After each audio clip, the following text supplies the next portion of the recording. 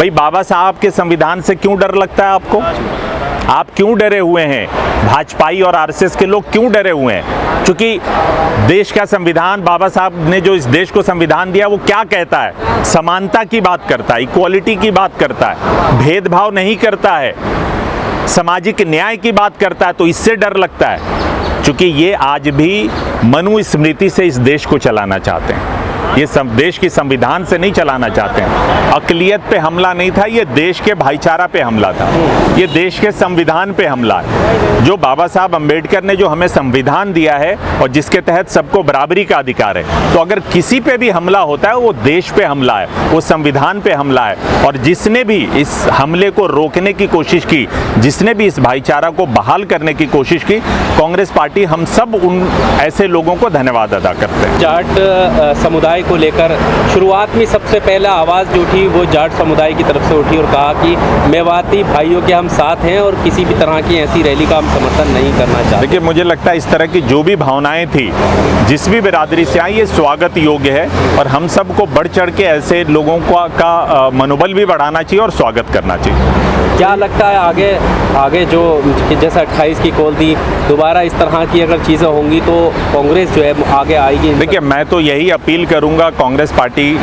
की तरफ से, हरियाणा के लोगों से, कि आप सब शांति बनाए रखें, संविधान में विश्वास रखें और इस देश को अगर मजबूत करना है तो आपसी भाईचारा मजबूत होगा, तभी ये देश मजबूत होगा। तो हमारी यही अपील होगी, शांति बनाए रखें, संयम से काम लें। अच्छा, जिस तरह अनिल विज मामन खां का नाम ले रहे हैं और एक विशेष समुदाय को टारगेट कर रहे हैं कि दंगा इनकी वजह से, देखिए ये तो बार बार जो अपील आ रही थी कि हम वहाँ जाएंगे, ये कौन लोग थे? विश्व हिंदू परिषद के लोग थे और उनका क्या नाता है भाजपा से और अनिल विज जी से, ये सबको जग जाहिर है।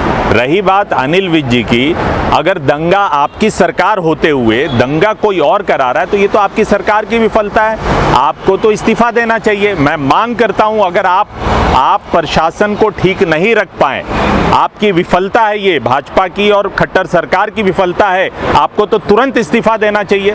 आपको कोई अधिकार नहीं है वहां शासन में बने रहने का। देखिए, कांग्रेस पार्टी कभी धर्म संकट में नहीं फंसी है, हमारा बिल्कुल क्लियर स्टैंड है। हम संविधान बचाना चाहते हैं, इस देश के नागरिकों को बचाना चाहते हैं, हम इस देश के, चाहे वो किसी भी धर्म के, किसी भी संप्रदाय के लोग हों, कांग्रेस पार्टी के लिए हर एक देशवासी बराबर है और हम सब इस देश के संविधान में हमारी आस्था है और हम संविधान को बचाना चाहते हैं। अगर इस देश का संविधान बचेगा तो ये देश बचेगा और ये देश बचेगा तो यहाँ का भाईचारा भी बचेगा। संविधान की आप बात कर रहे हैं और उन्होंने कहा कि देश में नया संविधान आना चाहिए। ये तो दुर्भाग्यपूर्ण है। ये वो लोग हैं जो देश की आज़ादी से पहले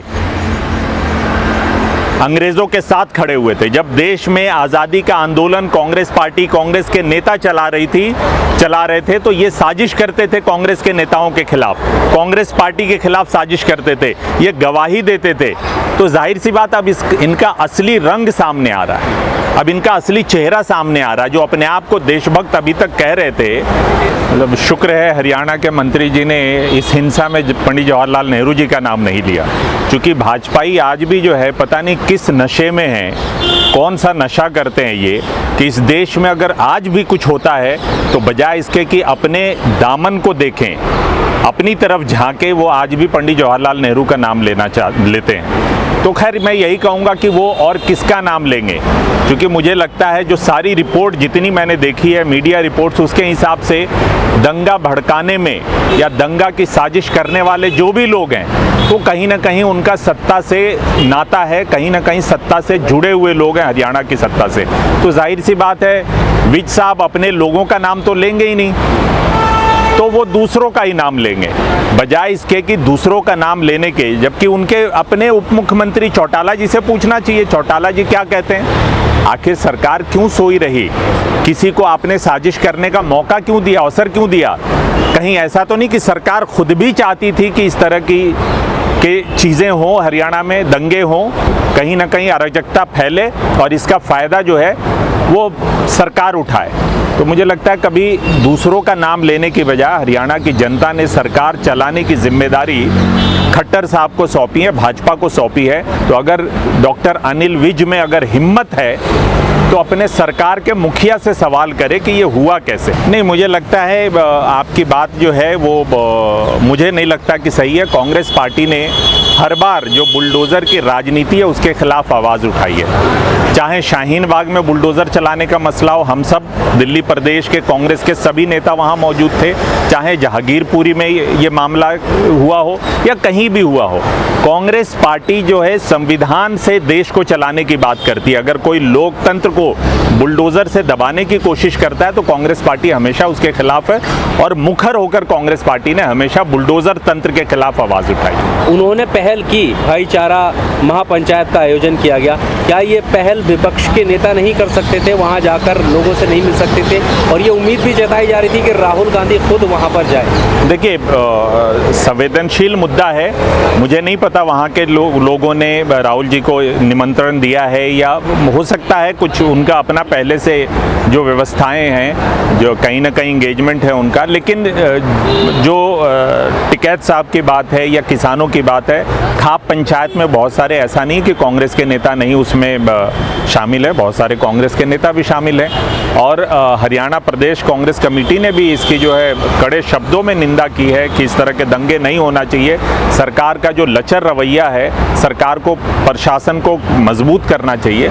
और रही बात ये स्वागत योग्य है कि अगर कोई भी किसान आगे बढ़ता है, क्योंकि भाई देखिए हमारा देश जो है वो कृषि प्रधान देश है। इस देश के निर्माण में कृषक समुदाय के लोग हैं, उनका बहुत बड़ा योगदान है। तो अगर इस देश में कहीं भी इस तरह की चीज़ें होती है, देश में जो है भाईचारा खतरे में आता है, विभाजनकारी नीतियां लागू की जाती हैं, तो इस तरह के मामले में किसान को बढ़ चढ़ के आगे आना चाहिए और गाहे बगाहे आगे आते रहते हैं। तो इसलिए ये तो स्वागत योग्य कदम है। किसानों को अगर इस देश के दर्द को वो महसूस करते हैं और महसूस करके, चाहे वो किसान आंदोलन क्यों ना हो दिल्ली में, ये सरकार जो है इतनी असंवेदनशील थी कि सैकड़ों किसान शहीद हो गए, लेकिन इस सरकार ने ज़रा सी भी ये नहीं सोची कि उन किसानों से बात की जाए जो दिल्ली के दहलीज पे बैठे हुए थे। तो ये स्वागत योग्य है। किसान कोई भी, देखिए किसान जो है वो इस देश का निर्माता है और उसको पता है कि अगर देश में विभाजन होगा, देश में इस तरह की अराजकता होगी तो सबको नुकसान है, सबको इससे नुकसान होगा। अब जब 28 तारीख की बात जब कही गई और 26 तारीख में राकेश टिकैत का एक भाषण सामने आता है जिसमें वो कहते हैं कि 4 लाख ट्रैक्टर और 25 लाख किसान भी हमारे यहीं हैं, अगर ये यात्रा निकलेगी तो हम भी ट्रैक्टर मार्च यहाँ पर करेंगे। तो क्या ये मेन वजह रही है आपके हिसाब से? क्या लगता है? देखिए, मुझे लगता है कि सबसे पहले अगर किसी को क्रेडिट देना है तो हरियाणा की जनता को देना है, क्योंकि हरियाणा की जनता व्यापक तौर पे जिस तरह से सरकार और प्रशासन चाहती थी मोबिलाइज करना, चाहे किसी भी समुदाय के लोगों, मैं किसी एक समुदाय का नाम नहीं लेना चाहूँगा, मेजॉरिटी जो बहुसंख्यक लोग थे हरियाणा के, वो भाईचारा पसंद करने वाले लोग हैं। वो दंगा में विश्वास नहीं है उनको, वो चाहते हैं कि भाईचारा बना रहे, आपस में गठजोड़ बना रहे किसी भी समुदाय के बीच में। तो मैं तो सबसे पहले अगर इसका क्रेडिट और धन्यवाद देना चाहता हूं तो हरियाणा की जनता को देना चाहता हूं, जिनकी वजह से ये दंगा जो है, कुछ जो दंगाई वो बहुत नाम मात्र के लोग हैं जो चाहते थे कि किसी तरह से दंगा भड़के, हिंदू मुसलमान आपस में लड़े, लेकिन इसका मैं श्रेय वहाँ के मेजॉरिटी जो हिंदू भाई हैं और मुसलमान भाई हैं जिन्होंने, जो उनके साजिश में नहीं फंसे, और उसके अलावा जो किसान समुदाय के लोग हैं, किसान आंदोलन से जुड़े हुए जो लोग हैं, उनकी अपील मुझे लगता है कारगर हुई है। और जो बाई एंड लार्ज दूसरे भी राजनीतिक लोग जो सत्ता में नहीं है, विपक्ष में, उन्होंने भी अपील की थी और उसका असर हुआ हरियाणा में। पर उनको क्या धन्यवाद या अब आपकी तरफ से, कांग्रेस की तरफ से खास करके नहीं देना चाहिए, जो ऐसे वक्त में माइनॉरिटी पर हो रहे हमलों को लेकर जो मुखर आवाज बनकर मतलब खुले तौर पर सामने? देखिए,